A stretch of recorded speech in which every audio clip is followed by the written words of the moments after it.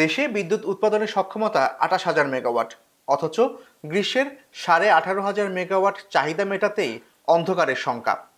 একদিকে বকেয়া পাহাড়, অন্যদিকে জ্বালানি সংকট। এসবই কি স্থবির হবে জনজীবন, নাকি মধ্যপ্রাচ্যের যুদ্ধাবস্থা প্রভাব ফেলবে দেশেও? এরকম নানা প্রশ্নের উত্তর নিয়ে আপনাদের সামনে হাজির হয়েছি আমি, এস আল আরেফিন। আর আমার সঙ্গে রয়েছেন প্রথম আলোর জ্যেষ্ঠ প্রতিবেদক মহিউদ্দিন। মহিউদ্দিন, আপনাকে স্বাগতম। আপনার প্রতিবেদনে উঠে এসেছে দেশে ২৮,০০০ মেগাওয়াট বিদ্যুৎ উৎপাদনের সক্ষমতা রয়েছে, অথচ গ্রীষ্মে আমাদের চাহিদা ১৮,৫০০ মেগাওয়াট। তারপরেও কেন আমাদেরকে লোডশেডিং নিয়ে শঙ্কায় থাকতে হয়? হ্যাঁ, এটা আপনি ঠিকই বলেছেন। আসলে আমাদের ভাবা উচিত না বা ভাবার কথাও ছিল না, কারণ যেখানে আমাদের সক্ষমতা যদি ২৮,০০০ মেগাওয়াট থাকে এবং গ্রীষ্মে মানে হচ্ছে এটা এপ্রিল মাসে বিশেষ করে ওই সময় তাপমাত্রা অনেক বেশি থাকে, তখন চাহিদাটা বাড়ে এবং সর্বোচ্চ যে চাহিদা আপনি ১৮,০০০, এবার ধরা হচ্ছে যে হয়তো ১৮,৫০০ হতে পারে। তো এটা কিন্তু এমন না যে এটা দিনের পর দিন থাকে, এটা একটা নির্দিষ্ট সময়। এই সর্বোচ্চ চাহিদাটা সাধারণত সন্ধ্যার পরে গরম বেড়ে গেলে তখন এপ্রিলের কোনো দিন এই চাহিদাটা হয়, বাকি সময় কিন্তু অনেক কমই থাকে। তো এইটা ২৮,০০০ থেকে ৮,৫০০ মানে হচ্ছে আমাদের প্রায় ৯,৫০০ মেগাওয়াট বেশি আছে সক্ষমতা। এটা ইজিলি উৎপাদন করার কথা, কোনো শঙ্কা হওয়ার কথা না। কিন্তু দেখুন কি হয়, আমাদের আসলে যে পরিমাণ বিদ্যুৎ কেন্দ্র আছে সেটির যে জ্বালানি, বিদ্যুৎ উৎপাদনের জন্য কেন্দ্রগুলোতে যে ধরনের জ্বালানি ব্যবহার হয়, প্রথমত গ্যাস, তারপর কয়লা, তারপর জ্বালানি তেল আছে, ফার্নেস এবং ডিজেল। এই মূলত আমাদের যে অপশন, জ্বালানি অপশন। এরপরে কিছু রিনিউয়েবল এনার্জি আছে, খুবই কম, অল্প পরিমাণ। তো সেইখানে দেখা যায় ধরেন গ্যাস ভিত্তিক আমাদের সক্ষমতা আছে প্রায় ১২,০০০ মেগাওয়াট, কিন্তু আমরা যে এইটুকু গ্যাস সাপ্লাই দিতে পারি তা দিয়ে সর্বোচ্চ ৫,০০০, ৫,৫০০ মেগাওয়াট বা কখনো কখনো ৫,৭০০-৮০০ পর্যন্ত হয়। তার মানে ৬,০০০ মেগাওয়াটের বেশি সবসময় বসে থাকে, মানে আপনি এটা চালাতে পারবেন না।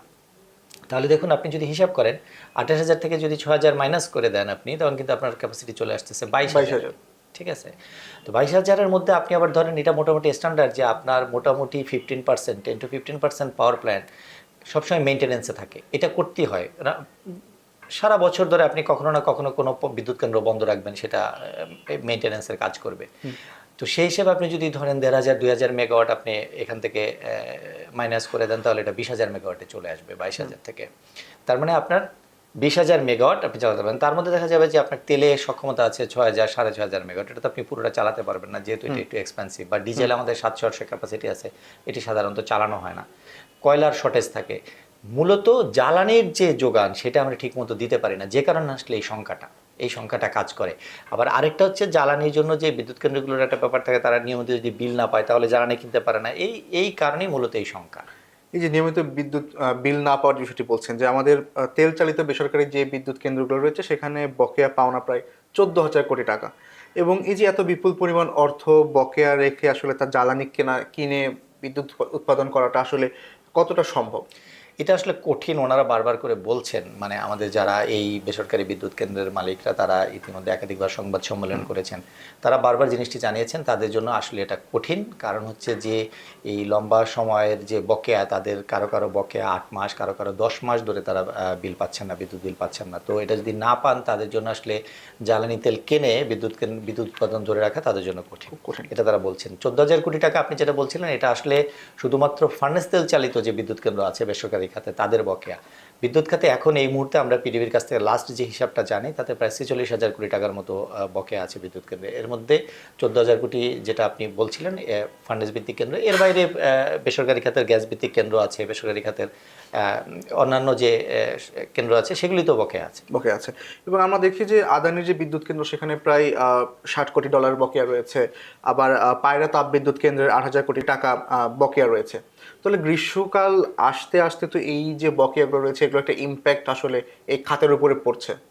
হ্যাঁ, এটা তো পড়তেই পারে। কারণ হচ্ছে যে দেখুন, আদানির সঙ্গে আসলে এই শুরু থেকে আদানির বিদ্যুৎ কেন্দ্রটা এটা ভারতের ঝাড়খণ্ডে, যদিও এই বিদ্যুৎ কেন্দ্রটা পুরোপুরি আমাদেরকে বিদ্যুৎ সরবরাহ করে, মানে বাংলাদেশে আসে। তো এটি শুরু থেকে এদের সঙ্গে পিটিভির একটা বিরোধ দেখা দেয়, বিশেষ করে কয়লার দাম নিয়ে। মানে আদানি যে কয়লাটা ব্যবহার করে তাদের বিদ্যুৎ কেন্দ্রে, সেই কয়লার দাম আমাদের এখানে যে বিদ্যুৎ কেন্দ্রগুলো আছে, ধরেন রামপাল, পায়রা, বাঁশখালী, অন্যান্য যে বিদ্যুৎ কেন্দ্র আমরা কয়লা থেকে বিদ্যুৎ উৎপাদন করি, তার চেয়ে অনেক বেশি দাম ওরা চায়। তো শুরু থেকে এটা নিয়ে বিরোধ ছিল। পিডিবি এটা বলছে তারা আসলে এই দামটা দিবে না, বাড়তি দামটা, কয়লার দামটা কমাতে হবে।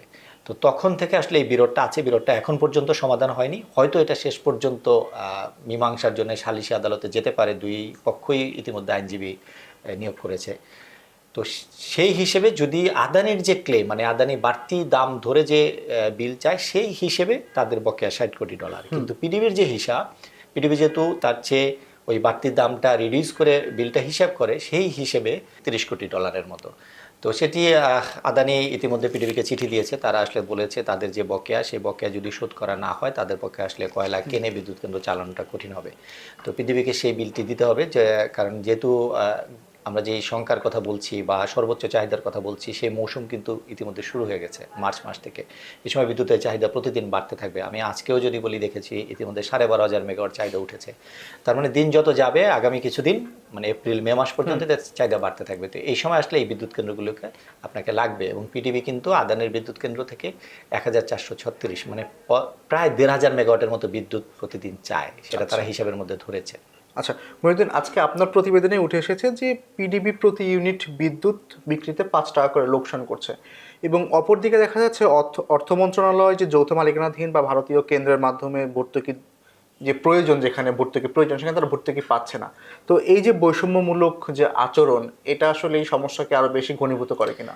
দেখুন, এটা আসলে পৃথিবীর জন্য যে ভর্তুকি বরাদ্দ করা থাকে বাজেটে, প্রতি বছর আমরা গত কয়েক বছর ধরে এটা দেখছি যে বাজেটে যে বরাদ্দ থাকে তার মধ্যেও আসলে পিডিবি ওই ভর্তুকি নেয়ার পরেও পিডিবির লোকসান থেকে যায়। এটা আসলে মানে ম্যানেজ করতে পারছে না। আপনি যেটা বলছিলেন যে 5 টাকার কথা, পিডিবি এখন প্রতি ইউনিট বিদ্যুৎ উৎপাদন করতে তার, সে যেহেতু সব সরকারি বেসরকারি সমস্ত বিদ্যুৎ কেন্দ্র থেকে বিদ্যুৎ কিনে পিডিবি তারপর সরকার নির্ধারিত দামে বিক্রি করে। তো তাতে তার 12 টাকার মতো খরচ হয়, সে 60 টাকার মতো পায়, মানে 5 টাকা তার লোকসান হয়। তো এই লোকসানটা, 5 টাকার যে লোকসান, এটি সে সাবসিডি হিসেবে, ভর্তুকি হিসেবে সরকারের কাছ থেকে পাওয়ার কথা। তো সরকারের যে বরাদ্দ তার চেয়ে দেখা যায় বেশি। ধরুন গত বছর প্রায় পিডিবির যে লোকসান সেটা 62,000 কোটি টাকাতে চলে গিয়েছিল। তো এই পরিমাণ বরাদ্দ বাজেটে ছিল না, 47,000 কোটি টাকা ছিল। এবার যে চলতি অর্থ বছর সেখানে 37,000 কোটি টাকা, মানে আরও কমানো হয়েছে বরাদ্দ, 37,000 কোটি টাকা ভর্তুকি বরাদ্দ করা আছে। তো অর্থ মন্ত্রণালয় তো যেটি বাজেটে বরাদ্দ করা আছে সেটি দিবে, তার বাইরে দেওয়ার কথা না। তো কয়েক বছর ধরে আমরা যেটা দেখি যে অর্থ থেকে যে বরাদ্দটা আসে ভর্তুকি হিসেবে, সেটি বেসরকারি খাতের, মানে আইপিপি আমরা যে বলি, ইন্ডিপেন্ডেন্ট পাওয়ার প্রডিউসার যে প্ল্যানগুলো আছে তাদের ক্ষেত্রে যে ঘাটতিটা হয় সেটি ভর্তুকি হিসেবে দেয়। কিন্তু যে আপনি যেটি বলছিলেন যে যৌথ মালিকানাধীন, মানে বাংলাদেশ ইন্ডিয়া, বাংলাদেশ চায়না, এরকম বড় বড় বেশ কিছু পাওয়ার প্ল্যান্ট আছে কয়লাভিত্তিক, যেগুলো লাস্ট 4-5 বছরের মধ্যে উৎপাদনে এসেছে। তো এই যে দিচ্ছে না, এর ফলে পিডিবির একটা বিরাট ঘাটতি তৈরি হয়েছে, লোকসান তৈরি। পিডিবি এই ঘাটতি প্রায় 35-36 হাজার কোটি টাকা ইতিমধ্যে পিডিবি অর্থ মন্ত্রণালয়ের কাছে চেয়েছে, যে এই টাকাটা যদি তারা না দেয়, এখন এই জায়গার কারণেই এই যে আপনি বকেয়া বলছেন, ঘাটতি বলছেন, সব মিলে এই সংকটটা তৈরি হয়েছে। এখন এটি নিয়ে জ্বালানি বিভাগ, মানে বিদ্যুৎ মন্ত্রণালয় এবং অর্থ মন্ত্রণালয়ের মধ্যে ইতিমধ্যেই নতুন সরকার এসেও এক দফা বৈঠক করেছে। তারা বিষয়টি আলোচনা করছে যে কিভাবে সমাধান করা যায়, কোনো একটা ওয়েতে আসলে এইটার সমাধানটা করতে হবে। আচ্ছা, এই মুহূর্তে যে 3 ঘন্টা লোডশেডিং এর যে পূর্বাভাস দেওয়া হচ্ছে, এইটাকে নিরসনের জন্য বিকল্প কোনো পরিকল্পনা আছে কিনা? পরিকল্পনা করছে, আমরা নতুন যে মন্ত্রী, ওনার সঙ্গে কথা হয়েছে, উনি পরিকল্পনা করছেন। উনি আসলে পুরো সেক্টর, যে বিদ্যুৎ ও জ্বালানি খাত, উনি বিশ্লেষণ করছেন, সিচুয়েশনটা দেখছেন আসলে কি পরিস্থিতি। এখন আপনি যে 3 ঘন্টার প্রজেকশন বলছেন, এটি আসলে আমরা দিনে পেট্রোবাংলার কাছে যে গ্যাস পিডিবি চেয়েছে, মানে বিদ্যুৎ কেন্দ্রগুলো চালানোর জন্য যে চাহিদা তারা দিয়েছে, সেখানে যদি 90 কোটি ঘনফুট তারা পায় প্রতিদিন, সেই ক্ষেত্রে হয়তো 3 ঘন্টার মতো লোডশেডিং করতে হতে পারে, যদিও তারা চেয়েছে 120 কোটি ঘনফুট। তো পেট্রোবাংলা থেকে আমরা যতটুকু জানি, পেট্রোবাংলা 120 কোটি ঘনফুট দিতে পারবে না। এটি আসলে তারা গত বছরও পারেনি।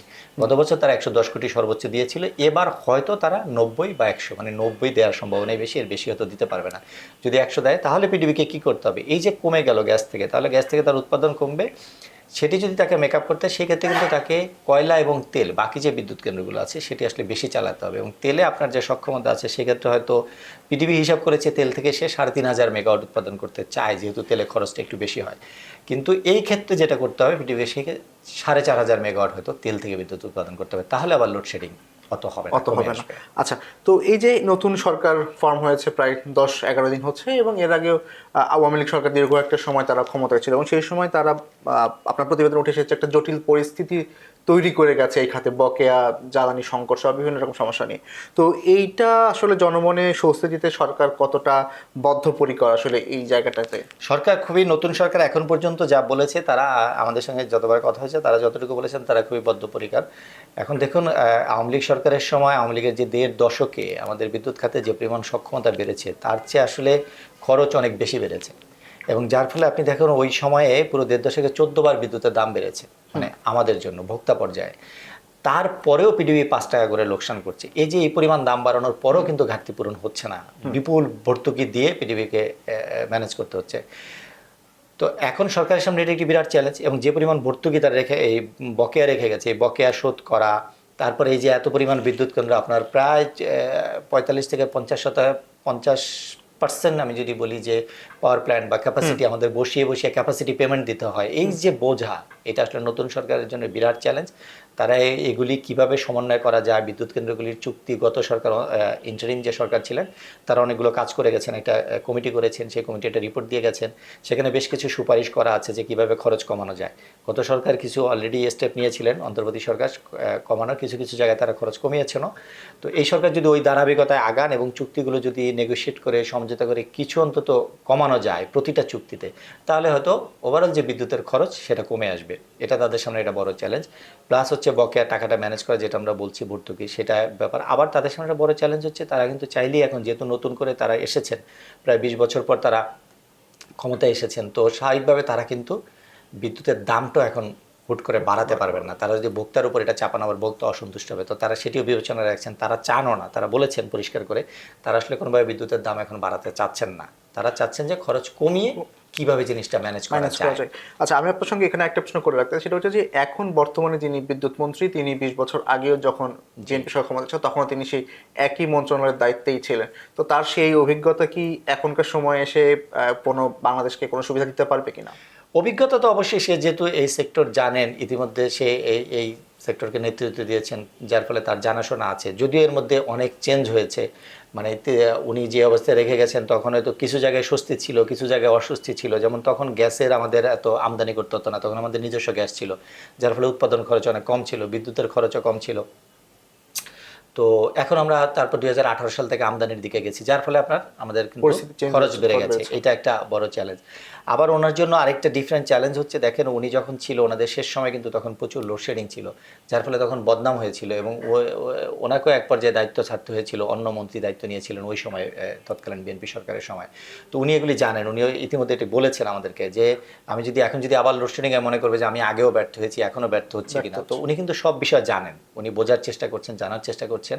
উনি বলছেন ওনাদের সময় ওনারা কিন্তু ধার কর্য করে, মানে উনি যেটাকে বলছেন যে আমি তো ঋণ করে বা জনগণের মাথার উপর বোঝা চাপিয়ে বিদ্যুৎ দেওয়ার চেষ্টা করিনি, যেটি আসলে আওয়ামী লীগ সরকার করেছে। উনি বলছেন আমি মনে করি যে এর চেয়ে কিছুটা লোডশেডিং দেওয়া হয়তো ভালো, এটা উনি মনে করছেন। হ্যাঁ, কিছুটা হয়তো বড় চ্যালেঞ্জ, কারণ উনি চাচ্ছেন ওনার যদি আগের মতো আবার বদনাম হয় সেটা ওনাকে মাথায় রাখতে হচ্ছে। প্লাস এই যে এত বড় বোঝা, এত পরিমাণ বকেয়া, এত পরিমাণ ক্যাপাসিটি পেমেন্ট, এত পরিমাণ দায়, এগুলি কিন্তু ওনার জন্য একটা বিরাট চ্যালেঞ্জ। তো উনি চেষ্টা করছেন যে, এবং উনি বলছেন যে ওনার সদিচ্ছা আছে, উনি চেষ্টা করছেন যে এটা কীভাবে ম্যানেজ করে মানুষকে স্বস্তি দেওয়া যায় এবং মানুষের ঘাড়ে যেন নতুন করে কোনো বোঝা তৈরি না হয়।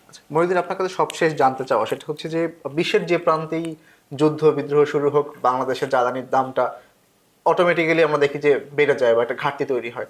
তো সম্প্রতি খুব দেখতে পাচ্ছি আমরা যে ইরানে হামলা এবং ইরানও পাল্টা হামলা করছে। তো এই যে একটা যুদ্ধ অবস্থা, এইটা বাংলাদেশের জ্বালানি খাতের জন্য কিরকম প্রভাব ফেলবে? এটা আসলে খুবই খুবই খুবই আপনার অ্যালার্মিং। এটা আসলে বড় ধরনের প্রভাব পড়তে পারে। আপনি দেখেন আমাদের দেশে আসলে জ্বালানির যে সংকট, এটি শুরু হয়েছিল 2022 সালে, এবং সেটি আসলে রাশিয়া ইউক্রেন যুদ্ধের শুরুর পর। মানে আমরা হয়তো যুদ্ধের কাছাকাছিও নাই, রাশিয়া আমাদের থেকে অনেক দূরে, কিন্তু সেখানে যুদ্ধ করলেও স্বাভাবিকভাবে এটা বিশ্ববাজারে এটা একটা প্রভাব পড়ে। আর এখন যেখানে যুদ্ধটা শুরু হচ্ছে বা আজকে থেকে শুরু হয়েছে বলা যায়, যে হামলা পাল্টা হামলার মধ্য দিয়ে হয়তো এটা একটা দীর্ঘমেয়াদী যুদ্ধের রূপ নেবে কিনা বা পূর্ণাঙ্গ যুদ্ধের রূপ নেবে কিনা, সেরকম একটা ইঙ্গিত পাওয়া যাচ্ছে। তো এইটার ক্ষেত্রে আরও বেশি প্রভাব পড়বে, কারণ আমাদের যে জ্বালানি বাজার, আমরা কিন্তু আসলে বেশিরভাগ আমদানি নির্ভর। আপনি যদি জ্বালানিতে বলেন, আমরা শতভাগ আমদানি নির্ভর, মানে পুরোটাই বাইরে থেকে আসে। গ্যাসের ক্ষেত্রে আমরা এখন প্রায় 30% আমাদের যে গ্যাসের যে প্রতিদিনের সরবরাহ বা চাহিদা বলেন, সেই সরবরাহের 30% আমরা আমদানি করি।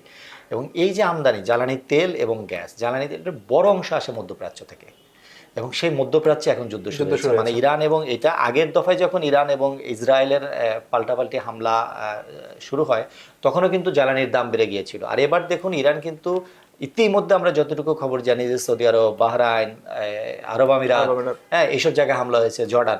আমাদের কিন্তু উৎস সৌদি আরব, আরব আমিরাত, এগুলি আমাদের বড় উৎস জ্বালানির। তো এবং ইরান এটা যদি দীর্ঘস্থায়ী হয়, এটা যদি কয়েকদিন চলে, 7 দিন বা 10 দিন বা 2 সপ্তাহ যদি চলে, এবং ইরান যদি হরমুজ প্রণালী বন্ধ করে দেয়, জ্বালানি বাজারে একটা বড় অংশ আসে হরমুজ প্রণালী ব্যবহার করে, তাই এই আজকে থেকে আপনি দেখবেন যে জ্বালানির দাম বাড়তে থাকে।